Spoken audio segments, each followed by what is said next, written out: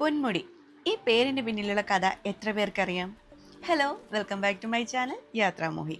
പണ്ട് കാലത്ത് ബുദ്ധ ജൈന സംസ്കാരത്തിലെ ബൗദ്ധരും ജൈനരും തങ്ങളുടെ ദൈവത്തിനെ പൊന്നൈർ ദേവനെന്നും പൊന്നൈർക്കോൺ എന്നും വിളിച്ചിരുന്നതായി ചരിത്രത്തിൽ പറയപ്പെടുന്നു. ഇങ്ങനെയാണ് ഈ മലയ്ക്ക് പൊന്മുടി എന്ന് പേര് വന്നതെന്നാണ് ചരിത്രകാരന്മാർ പറയുന്നത്. എന്നാൽ തങ്ങളുടെ മലദൈവങ്ങൾ പൊന്നു സൂക്ഷിച്ചിരുന്ന മലയായതിനാലാണ് പൊന്മുടി എന്ന് പേര് വന്നതെന്നാണ് കാണിക്കാർ വിശ്വസിക്കുന്നത്. എന്തായിരുന്നാലും കൂട്ടുകാരുമായിട്ടൊന്ന് ഒത്തുകൂടുമ്പോൾ എവിടെയെങ്കിലും പോയാലോ എന്ന് പറയുമ്പോൾ ലിസ്റ്റിൽ ഒന്നാമൻ എപ്പോഴും പൊന്മുടി തന്നെയായിരിക്കും. ഓർത്തെടുക്കുകയാണെങ്കിൽ ഇതെൻ്റെ 4ാമത്തെ വരവാണ്.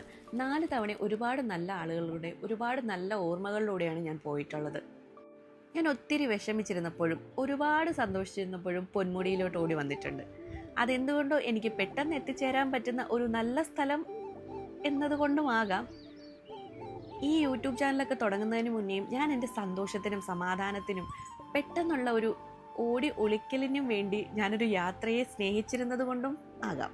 എന്തായാലും ഒരുപാട് സന്തോഷിച്ച എന്നെയും ഒരുപാട് വിഷമിച്ചിരുന്ന എന്നെയും പൊന്മുടി കണ്ടിട്ടുണ്ട്. പൊന്മുടി എന്ന പേര് വരാനുള്ള കഥ മറ്റൊന്നാണെങ്കിലും എനിക്കും പൊന്മുടിക്കും ഇടയിലുള്ളൊരു കഥ ഇതാണ്.